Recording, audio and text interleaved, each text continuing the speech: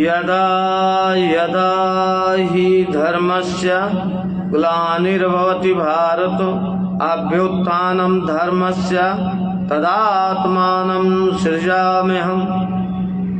जय श्री कृष्ण, जय श्री कृष्ण, जय श्री कृष्ण। तो आप लोग सुनेंगे श्री मद्भगवत गीता का 7वां अध्याय और 7वें अध्याय का 16वां श्लोक आप लोगों के साथ शेयर कर रहा हूँ। आप लोग सुनिए। जय श्री कृष्ण, जय श्री कृष्ण। तो कहते हैं कि तत्ववेत्ता की प्राप्ति दुर्लभ है। तत्ववेत्ता की प्राप्ति दुर्लभ है। तो हमारे बीच विनय तिवारी जी बड़ा कीमती समय निकाल के पेज में जुड़े हैं।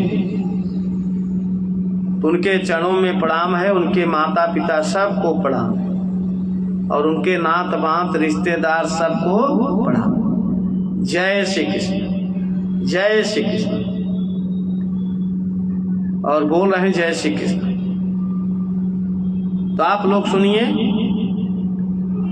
कि बहुनाम जन्म नामन्ते ज्ञानवानामाम प्रपद्यते वासुदेव सर्वमिति स महात्मा सुदुर्लभ। बहुत जन्मों के अंत के जन्म में तत्व ज्ञान को प्राप्त हुआ ज्ञानी सब कुछ वासुदेव ही है। इस प्रकार मुझे भजता है वह महात्मा अति दुर्लभ है। वह महात्मा अति दुर्लभ है।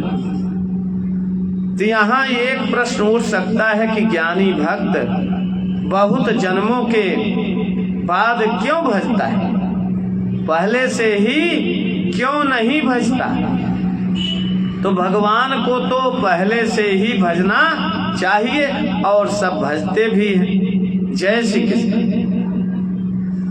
तो भगवान को पहले से भजते तो कई हैं, किंतु सर्वत्र भगवान कहते हैं कि सर्वत्र भगवान है। इस प्रकार प्रारंभ में कोई नहीं भज सकता। बहुत जन्मों के पूर्ण एकत्रित होते हैं तभी आदमी इस प्रकार का भाव समझने के योग्य होता है। अन्यथा इस ऐसी बात सुनने को मिल जाए फिर भी वह ठीक से समझ नहीं पाता। जय श्री कृष्ण। तो एक बार देवराज इंद्र एवं दैत्यराज विरोचन दोनों ब्रह्मा जी के पास आत्मोपदेश लेने के लिए गए। पितामह ब्रह्मा ने उनसे कहा, आंखों से जो दिखता है वह ब्रह्म है, वह ब्रह्म है। जय श्री कृष्ण। तो उपदेश पाकर विचार करते हुए दोनों वहां से निकल पड़े। विरोचन को हुआ कि आंखों से जो दिखता है वह तो अपना शरीर दिखता है, अर्थात शरीर ही ब्रह्म है। अतः खाओ पियो और मौज करो। उसके जीवन में साधन भजन नहीं था, समझ नहीं थी। अतः सर्वत्र ब्रह्म है यह सुनने पर भी ब्रह्म के वास्तविक स्वरूप को न जानकर अहंकार बस वह शरीर को ही ब्रह्म मानकर संतुष्ट हो गया, संतुष्ट हो गया। इंद्र को हुआ कि सामने वाले की आंखों में तो अपना शरीर दिखता है और शरीर है परिवर्तनशील, अतः वह ब्रह्म कैसे हो सकता है।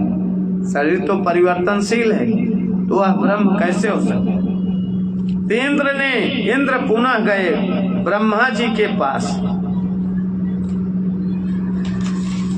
इंद्र पुनः गए ब्रह्मा जी के पास और पुनः प्रार्थना की।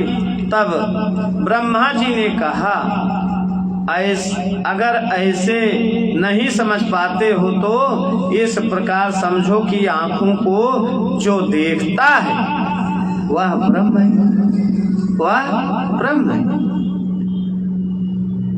इंद्र विचार करने लगे कि आंखों को तो मन देखता है, और उन्होंने ब्रह्मा जी से पुनः प्रार्थना की, पितामह अभी तो ठीक से समझ में नहीं आ रहा है कि मन ब्रह्म कैसे हो सकता है। पितामह बोले, मन को भी जो देखता है वह ब्रह्म है, मन को जो देखता है वह ब्रह्म है। तो इंद्र फिर गए एकांत में और विचार करने लगे। विचार करते करते उन्हें लगा कि मन के संकल्पों विकल्पों को, मन की चालबाजियों को तो बुद्धि देखती है और बुद्धि भी बदलती है, अतः वह भी ब्रह्म कैसे हो सकती है। इंद्र पहुँचे ब्रह्मा जी के पास एवं बोले, पितामह मन को देखने वाली बुद्धि है और बुद्धि तो बदलती रहती है, अतः वह भी ब्रह्म कैसे हो सकती है। पितामह बोले, बुद्धि को बदलाहट को जो निरंतर देखता है वह ब्रह्म है, वह ब्रह्म है। तब इंद्र एकांत में जाकर विचार करने लगे कि बुद्धि की बदलाहट को देखने वाला कौन है। इस प्रकार मनन निधि ध्यान सन करते करते इंद्र गहराई में खो गए एवं सबके सारभूत, सबके वास्तविक स्वरूप और सर्वत्र स्थित ब्रह्म परमात्मा के ज्ञान को पाने में सफल हो गए। तो आज हम अपनी वाणी को यहीं विराम देते हैं, कल फिर आएंगे आप लोगों को इसके साथ, इसके आगे शेयर करेंगे। जय श्री कृष्ण। तो क्या कहते हैं आगे सुनेंगे। जय श्री कृष्ण, जय श्री कृष्ण। नारायण नारायण। जो भाई जुड़े उनके माता पिता को जय श्री कृष्ण। नारायण नारायण। कल फिर आएंगे। जय श्री कृष्ण।